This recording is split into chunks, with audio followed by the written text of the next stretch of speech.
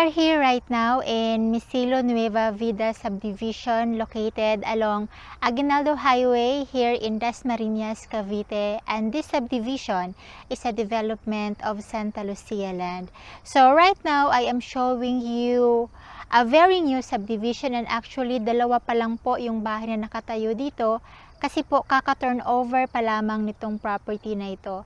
So we have very limited lots available here. Ang pinakamababa natin na sukat ay 150 square meters at ang kanya pong price as of the moment ay 1,710,000, and that amount is payable within 10 years, at ilalagay ko po sa description yung computation po nung 10 years na payment terms po na yan.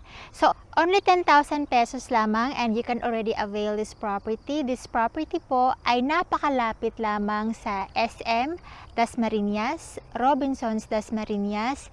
Malapit din po ito sa Vista Mall Dasmariñas, and dito din po sa Dasmariñas meron po ditong Lasal Dasmariñas. Napakalapit po sa hospitals and sa palengke.